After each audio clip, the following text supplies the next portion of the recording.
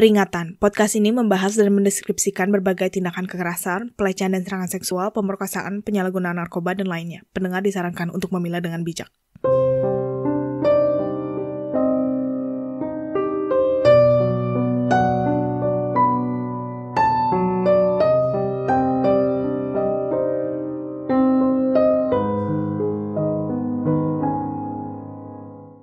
Hai semua, selamat hari Jumat.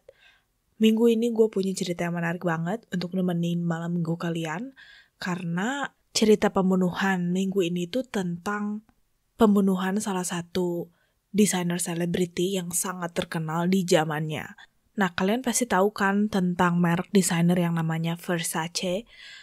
Nah, kalau kalian misalnya tahu nih, oh desainernya itu si Donatella Versace. Tapi sebenarnya yang memulai bisnis ini adalah Gianni Versace. Jadi si Donatella adalah adiknya Gianni Versace yang adalah original founder dari brand ini.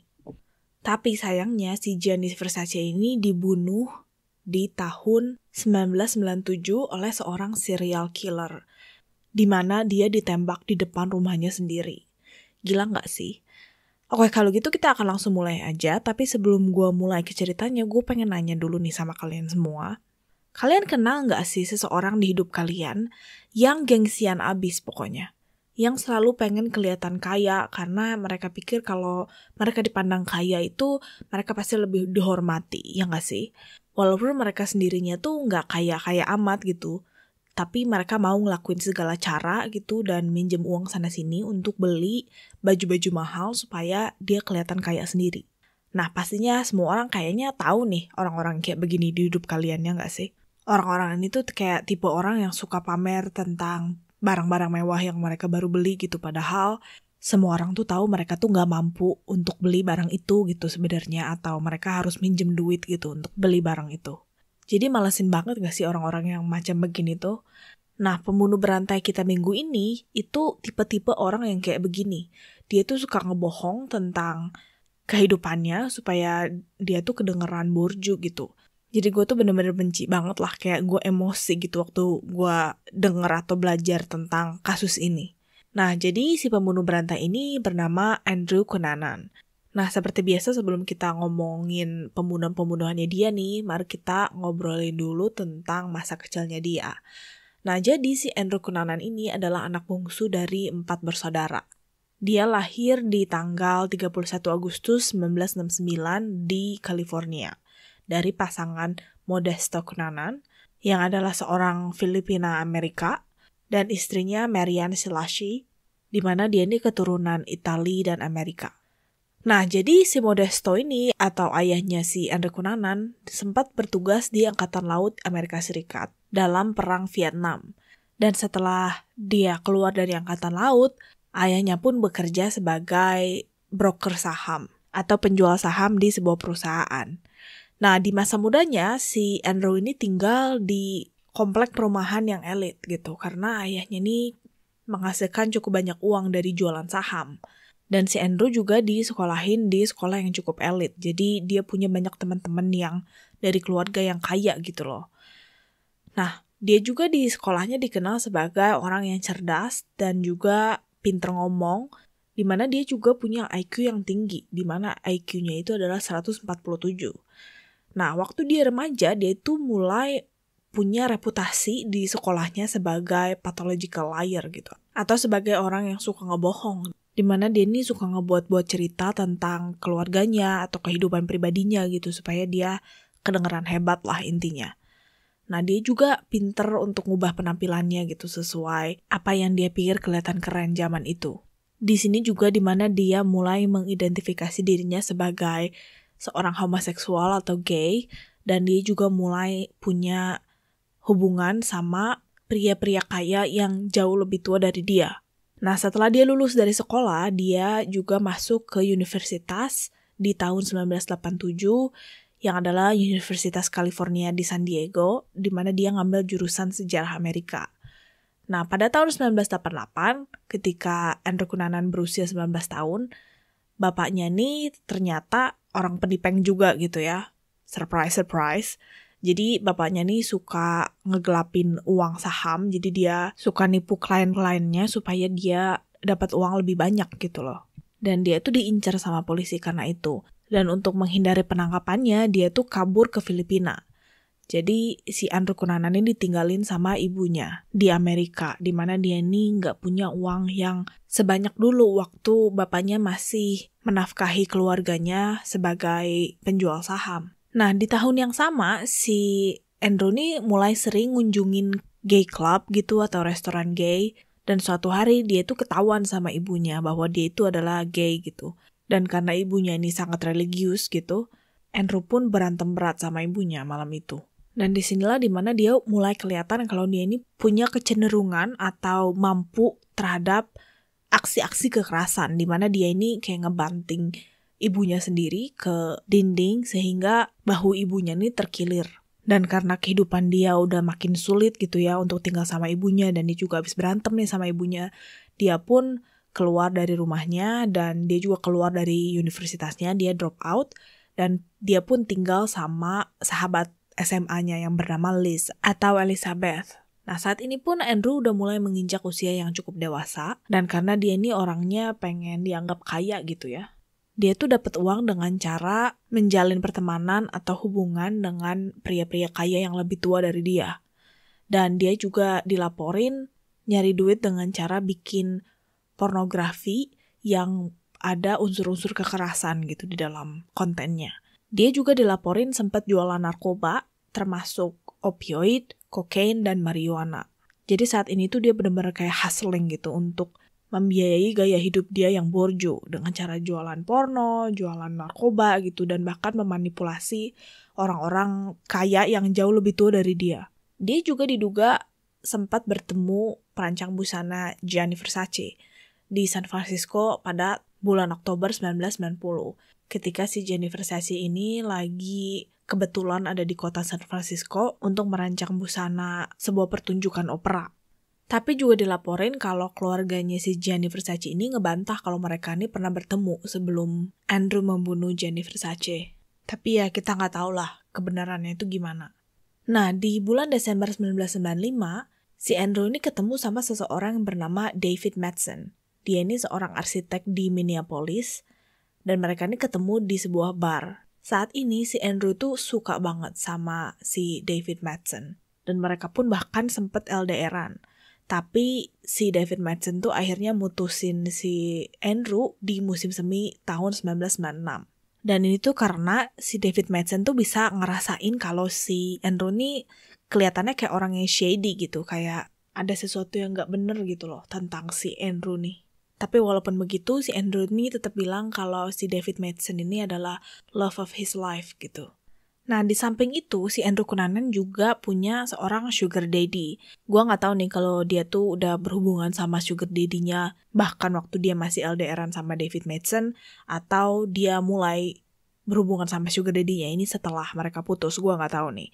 Cuman yang pasti, di bulan September 1996, si Andrew ini putus sama sugar daddy-nya yang bernama Norman Blackford. Dia ini seorang pria yang jauh lebih tua dari Andrew dan juga kaya banget gitu. Dimana si Andrew ini tinggal di rumahnya dia yang gede banget dan juga didukung secara finansial oleh Norman.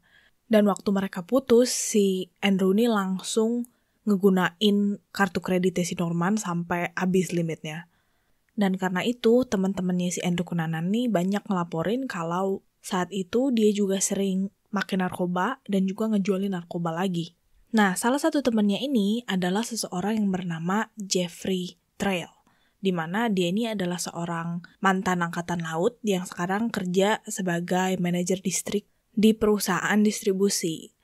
Nah, belakangan itu si Jeffrey Trail ini sama seperti si David Madsen, dia tuh kayak ngejauhin dirinya sendiri dari si Andrew Cunanan. Karena Andrew ini kayak ya orang bisa ngerasain lah kalau dia ini orangnya shady gitu kan. Nah, dan saat itu si Andrew nih setelah diputusin dari sugar daddy-nya, dia ini pengen berkunjung ke Minneapolis di mana Jeffrey Trail dan David Madsen itu tinggal, dan dia bilang dia ada hubungan bisnis gitulah sama si Jeffrey Trail. Dan setelah berkunjung, rencananya si Andrew Cunanan ini bakal pindah ke San Francisco. Nah, sebelum si Andrew nyampe nih, si Jeffrey Trail, sahabatnya nih, ngobrol sama kakak perempuannya, dimana dia nih bilang, aduh gue gak mau si Andrew dateng nih gitu, kayak males banget nih orang gitu, gue gak mau berhubungan sama dia. Dan bahkan sebelum si Andrew datang pun, mereka tuh udah sempat bertengkar gitu loh. Dan pertengkaran ini pun menjadi tanda 1 minggu sebelum pembunuhannya Jeffrey Trail. Nah, jadi tibalah Andrew Cunanan di Minneapolis. Dan ketika dia sampai di Minneapolis Airport, dia dijemput oleh mantannya yang adalah David Madsen. Dan malam itu, Andrew pergi makan malam sama teman-temannya David Madsen. Dan setelah itu, dia pun pergi ke apartemennya Jeffrey Trail. Nah, jadi si Jeffrey tuh kayak ngebolehin dia untuk tinggal di apartemennya dia. Karena waktu Andrew Cunanan bilang dia mau berkunjung ke Minneapolis, si Jeffrey malas ketemu sama si Andrew. Jadi dia bilang, oke, lo boleh tinggal di apartemen gua, boleh nginep di sana, tapi saat itu gua lagi pergi sama pacar gua. Jadi lo boleh tinggal di situ, tapi gua nggak akan ada di sana gitu loh. Karena si Jeffrey Trail mau menghindari si Andrew gitu kan. Tapi karena si Andrew nih juga temannya dia tuh nggak enak juga gitu untuk nolak ketemu dia. Jadi dia kabur gitulah sama pacarnya. Sambil ngebolehin Andrew untuk nginep di apartemennya. Tapi pada tanggal 26 April, si Jeffrey Trail tuh sadar gitu kalau dia itu perlu ngobrol sama si Andrew. Jadi dia bilang ke pacarnya kalau dia nih perlu balik ke apartemennya dan dia perlu punya percakapan yang penting sama si Andrew Cunanan. Dan keesokan harinya, si Jeffrey pun balik ke apartemennya, di mana dia sempat ketemu Andrew. Dan mereka pun bertengkar keras. Dan setelah mereka bertengkar gitu ya, si Andrew langsung ngambil barang-barangnya dan langsung cabut dari situ gitu kan sambil marah. Dan ternyata si Andrew nih udah nyuri pistolnya si Jeffrey Trail. Karena Jeffrey ini mantan angkatan laut gitu kan, jadi dia punya pistol. Dan Andrew pun pergi ke apartemennya David Madsen. Si David tuh kayak, aduh ngapain sih lu kesini gitu, tapi ya udahlah gitu ya. Kasian kan orang ini kesepian gitu. Dan kemudian si Andrew pun nelpon Jeffrey dari apartemennya David Madsen dan dia bilang, gue punya pistol lu. Kalau lu mau pistol lu balik, lu harus datang ke apartemennya David Madsen, dimana gue bakal balikin pistol lu. Dan si Jeffrey ini kesel gitu kan, kayak astaga gitu, lu gak punya izin buat punya pistol, berani-beraninya nyuri pistol gue gitu. Dan akhirnya Jeffrey pun pergi ke apartemennya David Madsen. Dan waktu si Jeffrey nyampe, si David pun ngebukain pintu gitu kan buat si Jeffrey. Dan ketika si Jeffrey masuk ke apartemennya, Andrew langsung ngegebukin dia pakai palu. Jadi lu bayangin si Andrew tuh kayak langsung mukulin kepalanya si Jeffrey berkali-kali pakai palu sampai dia berdarah-darah kemana-mana. Dan David Madsen ngelihat ini dia langsung kaget, dia nggak bisa ngelakuin apa-apa gitu. Dia cuman kayak terpaku di pojok ruangan dan dia nggak berani gerak gitu karena saking takutnya dia terhadap si Andrew saat itu. Karena dia takut gitu kalau dia bakal dibunuh juga sama si Andrew. Dan setelah Andrew ngebunuh Jeffrey, si Andrew pun memanipulasi David Madsen dan dia bilang, karena lu ada di sini ketika pembunuhan ini berlangsung, lu juga bakal jadi tersangka kalau lu lapor polisi gitu. Dan dia pun minta bantuannya David untuk ngegulung mayatnya Jeffrey di karpet. Nah, keesokan harinya, di tanggal 28 April, ada tetangganya David Madsen yang ngelaporin kalau mereka sempat papasan sama 2 orang ini di lift. Dan juga ada tetangga lain yang bilang kalau mereka ngeliat si David Madsen dan Andrew Cunanan lagi jalan-jalan sama anjingnya Madsen di tanggal 29 April, yaitu 2 hari setelah pembunuhan tersebut. Dan setelah itu si Andrew pun bilang kalau dia sama David Madsen ini harus kabur gitu kan, supaya mereka nggak dipenjara lah segala macem. Dan akhirnya karena si David ini takut juga gitu sama si Andrew, selain takut jadi tersangka pembunuhan, dia juga takut dibunuh beneran gitu sama si Andrew. David pun akhirnya ikut sama Andrew dan mereka nyetir mobilnya David ke arah utara Minneapolis, di mana ada saksi mata yang bilang kalau mereka ngeliat 2 orang ini lagi makan di bar. Tapi setelah ini, keesokan paginya, tubuh David Madsen ditemuin di pantai timur Danau Rush dengan luka tembak di kepala dan punggung dari pistol yang Andrew Cunanan ambil dari apartemennya Jeffrey Trail. Jadi mungkin mereka sempat berselisih gitu, di mana si David Madsen berusaha kabur dari Andrew atau gimana gitu ya. Sampai akhirnya si Andrew ngebunuh si David Madsen gitu yang dia sebut love of his life. Nah, setelah ini Andrew pun nyetir ke salah satu sugar daddy-nya dia gitu, yang bernama Lee Miglin, berusia 72 tahun. Dan dia ini adalah seorang pengusaha real estate gitu, yang sangat terkenal di mana dia ini benar-benar kaya. Dan si David Cunanan ini berkunjung ke rumahnya si Lee Miglin ketika istrinya Lee Miglin lagi keluar kota. Dan dikabarkan malam itu si Andrew benar-benar ngebunuh Lee Miglin secara brutal. Jadi kelihatannya nih si Andrew setelah dia melakukan pembunuhan pertamanya yang adalah Jeffrey Trail, dia ini langsung aja gitu kayak go on a killing spree or something. Dimana 2 hari setelahnya dia ngebunuh David Madsen dan gak lama setelah itu dia ngebunuh si Lee Miglin ini. Dan pembunuhan kali ini juga sangat-sangat brutal dimana dia ini nusukin si Lee Miglin ini berkali-kali, lebih dari 20 kali bahkan pakai obeng. Dimana dia juga ngegorok lehernya dengan gergaji besi, dan kemudian dia pun nyuri mobilnya si Lee Miglin. Dan ketika istrinya si Lee pulang, yang adalah Marilyn, dia ini awalnya khawatir gitu, kenapa suaminya nggak ngejemput dia di bandara. Dan ketika dia pulang, dia ngeliat kalau gerbang garasinya ini udah kebuka, dan dapurnya berantakan, dan mobil Lexus hijaunya juga udah hilang gitu dari garasi. Dan akhirnya dia pun nemuin tubuh suaminya di keadaan yang bener-bener brutal lah pokoknya. Saat itu istrinya ini menduga kalau pembunuhan ini tuh dilakuin secara acak oleh seorang pembunuh berantai. Karena dia nggak tahu kan kalau misalnya suaminya ini punya hubungan sama seorang pria gitu yang lebih muda. Tapi orang-orang tuh kayak tahu gitu loh kalau si Lee Miglin ini adalah tipenya si Andrew banget. Dan gak ada tanda-tanda penyelundupan atau forced entry. Jadi kemungkinan si Andrew nih dibolehin masuk sama Lee Miglin. Ya mungkin karena mereka memang kenal satu sama lain gitu. Nah karena mobilnya si Lee Miglin ini dicuri sama Andrew, karena mobil ini tuh kayak mobil mewah saat itu, jadi si mobil ini tuh punya phone car gitu atau telepon yang khusus untuk mobil ini. Nah polisi pun akhirnya bisa ngelacak telepon ini, dan ditemukan bahwa si telepon ini sempat diaktifin di tanggal 4 Mei di kota Pennsylvania. Nah, di tanggal 9 Mei di sebuah kota di New Jersey yang cuma 3 jam dari Pennsylvania, tubuh seseorang yang bernama William Reese ditemuin di kantor pengurus pemakaman oleh istrinya yang curiga gitu karena suaminya nggak pulang untuk makan malam. Dan ternyata si William Reese ini juga adalah korbannya Andrew Cunanan, di mana dia ditembak di kepala dengan pistol yang sama yang Andrew gunain untuk membunuh David Madsen. Dan kelihatannya beda dari korban-korbannya Andrew sebelumnya, si William Reese ini nggak dibunuh karena alasan pribadi, tapi dia dibunuh karena Andrew cuma pengen nyuri truknya dia. Andrew pun akhirnya mengendarai truknya si William Reese ini ke arah Florida. Dan pada 12 Mei, Andrew juga mulai nginep di sebuah hotel di Miami Beach di Florida, di mana dia ngebayar $29 per malam secara tunai. Tanggal 12 Juni, dia ini secara ofisial terdaftar di daftar FBI sebagai 10 buronan yang paling dicari.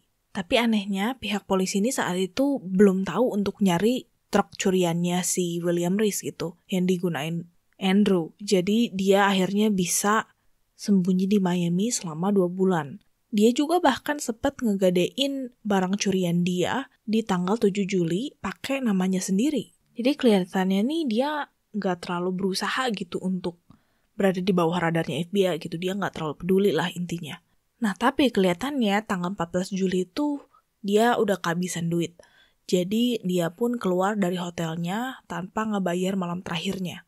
Dan kebetulan tanggal 10 Juli si Gianni Versace ini nyampe di Miami untuk nginep di mansionnya dia yang berada di kawasan South Beach. Dan pada tanggal 15 Juli sekitar pukul 8.45, Gianni ini lagi pulang dari kunjungannya ke sebuah cafe gitu, di mana dia beli kopi dan koran gitu. Dan ketika dia ada di depan mansionnya dia nih, si Andrew Cunanan langsung ngedeketin dia dan nembak dia di kepala belakang, Dan juga sekali lagi di pipi kirinya dengan pistol yang sama yang Andrew Cunanan pakai untuk ngebunuh David Madsen dan William Reese. Dan setelah dia ngebunuh Gianni Versace, si Andrew Cunanan ini langsung lari dan dia kabur dari tempat kejadian perkara pakai kaki gitu. Jadi dia cuma lari doang atau jalan kaki gitu. Dia nggak naik ke mobil dan langsung cabut. Dan sebelum dia bisa balik lagi ke truknya, polisi ini udah nemuin truk curiannya si Andrew Cunanan di sebuah garasi parkir terdekat gitu, dimana di dalam truk itu juga terdapat pakaiannya dia, paspor palsunya, dan juga bahkan clipping koran-koran dari laporan-laporan pembunuhan yang dia udah lakuin. Ada seseorang saksi mata yang sempat ngejar si Andrew Cunanan, tapi akhirnya dia pun berhasil kabur dan hilang dari radar polisi selama 1 minggu sebelum akhirnya dia ditemuin gitu loh. Tapi sebelum dia ditemuin, jadi ketika si Versace ini dibunuh, media tuh langsung heboh. Dan pencarian si Andrew Cunanan nih dari pihak polisi itu benar-benar gencar. Dimana bahkan ada 1.000 agen di seluruh Amerika Serikat yang terlibat dalam pencarian si Andrew Cunanan ini. Dan karena itu pencarian ini juga menjadi pemburuan terbesar dalam sejarah. Nah karena ini si Andrew ini gak bisa keluar sama sekali dari Miami. Karena semua border Miami itu udah dijaga ketat oleh polisi gitu kan. Semua orang yang lewat ke border dicek ID-nya segala macem. Jadi dia gak bisa keluar dari Miami. Dan akhirnya dia pun menyelundup ke sebuah rumah kapal gitu, dimana dia nyumput di situ selama 1 minggu. Tapi akhirnya polisi pun berhasil nemuin dia, dan ketika polisi mulai mendekat ke rumah tersebut gitu untuk nangkep si Andrew Cunanan, Andrew pun nembak dirinya sendiri di mulut pakai pistol yang dia pakai untuk membunuh David Madsen, William Reese, dan Gianni Versace. Dia juga nggak ninggalin catatan bunuh diri apapun atau penjelasan atas tindakan kejahatannya dia. Banyak yang bilang kalau mungkin si Andrew ini kena positif HIV. Jadi dia akhirnya pengen ngebunuh mantan-mantannya karena dia pengen balas dendam gitu untuk siapapun yang menginfeksi dia. Tapi otopsi dia pun nunjukin kalau dia ini HIV negatif. Jadi teori ini tuh gak masuk akal lah intinya. Tapi kelihatannya gitu ya, dia mungkin awalnya ngebunuh si Jeffrey Trail dan David Madsen itu karena persoalan pribadi, karena dia habis berantem segala macem, dan karena David Madsen juga pengen kabur gitu setelah dia menjadi saksi pembunuhannya si Jeffrey Trail. Tapi setelah itu gitu ya, gue pikir kenapa dia akhirnya mau ngebunuh si Lemmy Glynn. Itu karena kayaknya dia pengen jadi serial killer yang terkenal gitu. Dan kemudian dia bunuh William Reese karena dia pengen nyuri truknya. Dan dia benar-benar pengen jadi terkenal ketika dia bunuh Gianni Versace. Menurut gue gitu sih, karena dia nih tipe orang yang pengen terkenal gitu. Jadi pengen namanya tuh dikenal walaupun dia terkenalnya nih karena alasan yang sangat-sangat negatif. Dia juga diduga memiliki gangguan kepribadian antisosial dan juga ditandai dengan kekurangan penyesalan atau rasa empati. Dan itulah cerita dari pembunuhan Gianni Versace oleh seorang pembunuh berantai, Andrew Cunanan. Gila gak sih? Si Andrew Cunanan ini sebenarnya benar-benar pinter gitu, dan dia juga kelihatan sebagai orang yang sangat karismatik. Tapi ya dia gak pakai kepintarannya ini untuk hal yang positif gitu. Dia malah pakai kepintarannya untuk memanipulasi pria-pria tua yang kaya raya gitu. Dan dia bisa membiayai gaya hidupnya yang borju gitu, dimana dia pengen kelihatan kaya dan segala macem. Dari kemurahan hati satu pria tua kaya ke satu pria tua kaya lainnya gitu. From one sugar daddy to another. Ya jadi gitu deh. Nah, jadi cerita ini juga dibikin sama Netflix gitu sebagai sebuah drama series. Kalian kalau tertarik silahkan nonton di Netflix yang judulnya The Assassination of Gianni Versace. Tapi ya karena ini drama series gitu dan mungkin ada dramatisasi di sana-sini, gue gak tahu keakuratannya itu segimana sih gitu. Karena series ini tuh bukan dokumenter gitu ya, jadi kayak bener-bener ada aktor yang meranin dia gitu dan juga nyeritain hubungan dia sama keluarganya, hubungan dia sama teman-temannya, dan apa yang terjadi di balik hubungan dia sama David Madsen atau Jeffrey Trail gitu segala macem. Jadi gue gak tahu itu seakurat apa, tapi yang pastinya seriesnya ini seru banget. Jadi kalau kalian tertarik, silahkan ditonton. Nah, kalau gitu jangan lupa subscribe podcast ini di YouTube, Scarier Than Ghost. Dan kalian juga bisa cek Instagram kita @scarier-than-ghost, di mana gue biasanya post-post cuplikan-cuplikan podcast episode atau foto-foto atau video gitu tentang kasus yang gue omongin di minggu itu. Jadi jangan lupa di follow ya guys. Kalian juga bisa dengerin podcast ini di Spotify, Anchor, atau Apple Podcast, Google Podcast. And yeah, don't be scared of ghosts. Be scared of narcissistic killer that will do anything to feel like they belong in the high society or to be famous. Okay, bye!